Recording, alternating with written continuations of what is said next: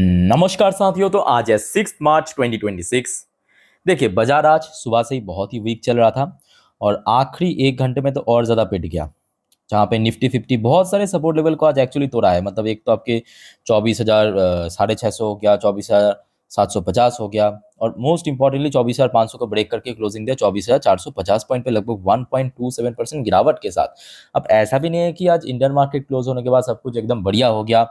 माहौल अभी भी दोस्तों बहुत वीक चल रहा है। तो दोस्तों, इस वीडियो में हम शेयर मार्केट से रिलेटेड बहुत सारी इंपॉर्टेंट जानकारी शेयर करूंगा आपके साथ। तो रिक्वेस्ट करूंगा प्लीज वीडियो को बिना स्किप के पूरा अंत तक जरूर देखिएगा। ओके, आइए सबसे पहले चेकआउट करते हैं कि आज हमारे मार्केट एनालिस्ट दोस्त ने क्या कहा। देखिए, आज क्लोजिंग के बेस पे या सिचुएशन जैसा है, अगले हफ्ते कैसे हो सकता है। Technical view, Nifty logs biggest weekly lose in a year. पिछले 1 साल की सबसे बड़ा वीकली लूज हमें देखने को मिला मार्केट में। Iran war driven oil spike put Nifty 50 24,300 at risk next week. Okay, bank Nifty slip below budget day low. Budget day पे हमने देखा था बैंक निफ्टी जहां तक पहुंचा था उस लेवल को भी ब्रेक करके तोड़ के काफी नीचे आ चुका है। बाय द वे, नीचे की तरफ एक रेंज भी मेंशन किया है एनालिस्ट ने, जैसे कि लोअर साइड में अभी 24,000 की लेवल पॉइंट आउट किया और अपर साइड में 25,000, तो मतलब 1,000 पॉइंट की एक रेंज मेंशन किया अगले हफ्ते के लिए। खैर दोस्तों, इस टॉपिक को तो हम सोमवार जब बाजार ओपन होगा उसके ठीक पहले रविवार रात की 10:30 की वीडियो में जो चर्चा करेंगे, ठीक है, तो मिस मत करना। बट फिलहाल देखिए, बहुत सारे इंपॉर्टेंट जानकारी देना है, कुछ इंपॉर्टेंट यहाँ पे इकोनॉमिकल डेटा भी आउट हुआ। थोड़ा पेशेंस रखिए और स्टेप बाय स्टेप करके सुनिए, समझते जाइए। सबसे पहले हम बात करेंगे भारत की विदेशी मुद्रा भंडार यानी फॉरेक्स रिजर्व की डेटा। इस बार भारत की फॉरेक्स रिजर्व $4.88 बिलियन इंक्रीज होकर टोटल $728.5 बिलियन पे आ चुका है, जो कि बैक टू बैक 2 हफ्ता इंक्रीज हमें देखने को मिला। चलो अच्छी बात, ये कम ज्यादा होता रहता है, इसमें कोई बड़ी बात नहीं है। अच्छा, आज की डेट में आपने आई थिंक नोटिस किया होगा, जितने भी लिकर सेक्टर की कंपनी है, मतलब ऐसे कंपनी जो लिकर बनाता है, ठीक है, जैसे कि यूनाइटेड स्पिरिट हो गया, यूनाइटेड ब्रेवरेज मतलब यूबीएल हो गया। तो बेसिकली हुआ क्या है कि आज कर्नाटका जो स्टेट है ना दक्षिण में भारत की, उसके आई थिंक बजट था और वहां पे एक पॉलिसी में थोड़ा बदलाव किया। पॉलिसी में कैसा बदलाव किया पहले आप समझिए। इसके पहले जो पॉलिसी था कि हर एक कंपनी, हर एक कोई भी प्रोडक्ट हो, अगर लिख कर बेचता है उसके एक सडन टैक्स देना पड़ता था। तो यहाँ पे जो न्यू पॉलिसीज के अनुसार उस लिकर में कितना अल्कोहल कंटेंट है, जैसे कि आपको पता होगा, फॉर एग्जांपल एक हो गया आपका बियर हो गया, विस्की हो गया, रम हो गया, आपके वाइन हो गया, इसमें अल्कोहल की जो कंटेंट है ना डिफरेंट होता है। जैसे कि बियर में थोड़ा कम होता है, 7-8% के आसपास, विस्की में थोड़ा ज़्यादा होता है, रम पे और थोड़ा ज़्यादा होता है। तो जो भी प्रोडक्ट पे जितना अल्कोहल रहेगा उसके बेस पे उसके ऊपर टैक्स लागू होगा, ठीक है। तो मतलब जिसपे आपके कम अल्कोहल है परसेंटेज, उसमें कम टैक्स लागू होगा, जिसमें ज़्यादा है उसमें ज़्यादा टैक्स इंपोज होगा। सो दैट्स वाई ये पॉलिसी में बदलाव करने के बाद आज हमने देखा जितने भी लिकर बनाने वाली कंपनी, जैसे कि यूनाइटेड स्पिरिट हो गया, यूबीएल हो गया, इवन और भी बहुत सारे हैं, ठीक है, सब आज कहीं ना कहीं एकदम से स्पाइक कर गया, ठीक है। आज उसके बाद आ जाइए नेक्स्ट इंपॉर्टेंट रिपोर्ट। अब देखिए, जिस रफ्तार से ये जंग या वॉर ये और ज़्यादा स्प्रेड हो रहा है और ज़्यादा फैल रहा है ना, तो यहाँ पे आपके जो खबर आया है कि ऑयल एट $150 पर बैरल। दोस्तों, आपको क्या लगता है? ऐसा मैं नहीं, या ऐसा कोई ब्रोकरेज नहीं, ऐसा कतार की कहना है। कतार से war could bring down economics, वो तो है। वॉर गल्फ एनर्जी एक्सपोर्ट में स्टॉप इन अ वीक। और साथ ही साथ ये भी कहा कि अगर ये नहीं रुका अगले 1 हफ्तों में, ऑयल प्राइस जो है ना ग्लोबल मार्केट में वो लगभग 150 तक भी पहुंच सकता है। उसके साथ साथ एक और रिपोर्ट में ये भी कहा गया कि देखिए, ऑयल प्राइस जो है ब्रेन क्रूड, जो भारत एक्चुअली बाहर से खरीदते हैं, देखिए 2 प्रकार की ऑयल है, मतलब क्रूड ऑयल की 2 प्रकार की होता है, एक WTI, एक ब्रेंट। भारत खरीदते हैं ब्रेन क्रूड ऑयल, ठीक है। तो ब्रेन क्रूड ऑयल की अभी भी लगभग $85 पर बैरल पे चल रहा है। तो ये जंग अगर नहीं रुका तो 2024 की जो अप्रैल की हाई है उसको भी क्रॉस करके लगभग $89 पर बैरल क्रॉस कर जाएगा, मतलब 90 प्लस में पहुंच जाएगा, ठीक है। लेट्स सी क्या होता है। ये भी फैक्ट है कि जब तक ना ये जंग रुक जाए तब तक ये ऑयल प्राइस थोड़ा थोड़ा करके कभी एकदम स्पाइक करेगा 3%, फिर अगले दिन 1.5% गिरेगा, फिर और 4% बढ़ेगा, इस रफ्तार से बढ़ता जाएगा, ठीक है। और कहीं ना कहीं एक सप्लाई चेन पे भी इशू आएगा।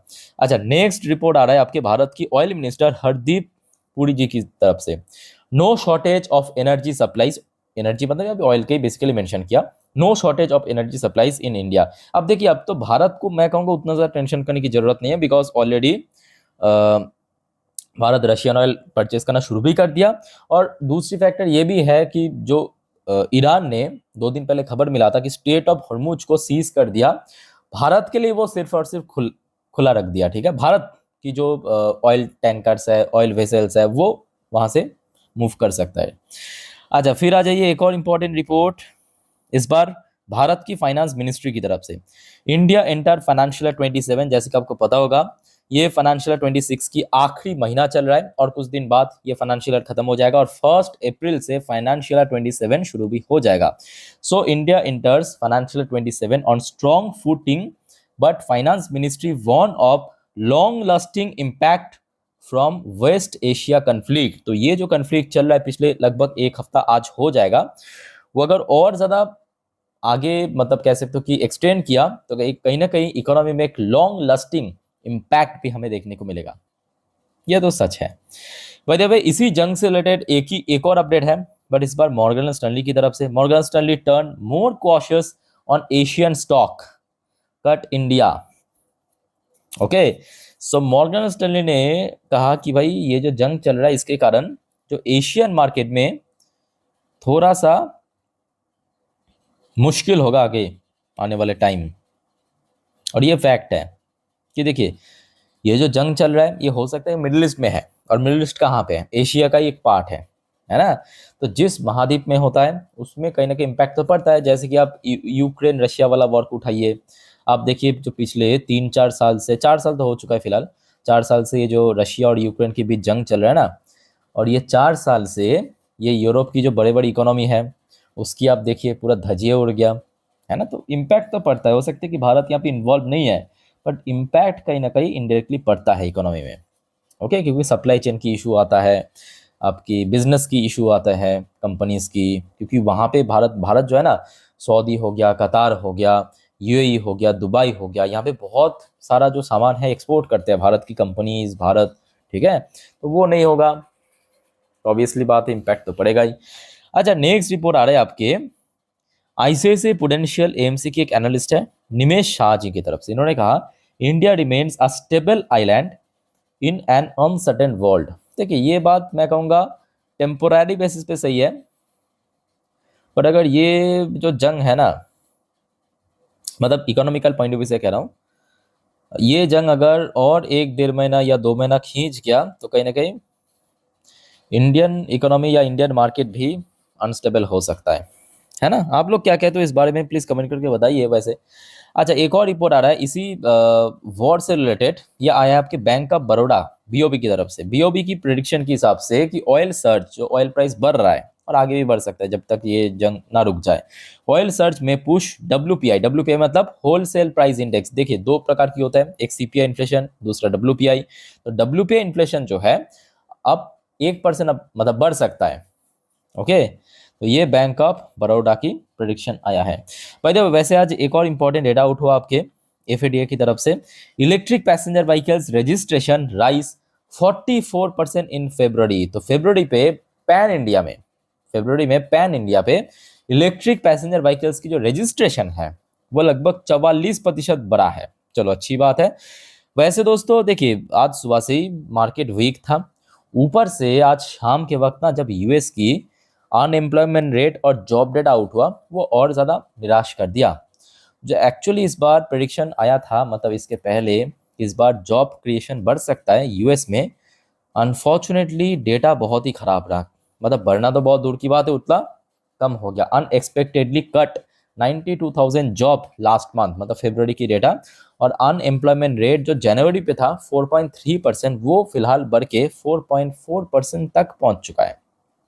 ओके, सो मतलब यूएस इकोनॉमी फिर से स्ट्रगलिंग पोजीशन पे आ चुका है, जो कि लग भी रहा था। आइए अब देख लेते हैं इसका फिलहाल इम्पैक्ट कैसा चल रहा है। बट उसके पहले साथियों आप सभी को रिक्वेस्ट करूंगा, अगर आपको वीडियो भी देखा अच्छा लगा, इन्फॉर्मेटिव लगा, प्लीज़ दोस्तों वीडियो को लाइक करना और प्लीज़ चैनल को सब्सक्राइब करके जरूर रखिएगा दोस्तों, इस प्रकार की जानकारी तुरंत पाने के लिए। देखिए, आप जब सब्सक्राइब करते हो तो मुझे भी काफ़ी मोटिवेशन मिलता है इस प्रकार की जानकारी, डेटा, अपडेट सब कुछ देने के लिए, ठीक है। तो प्लीज़ फटाफट चैनल को सब्सक्राइब कर लीजिए।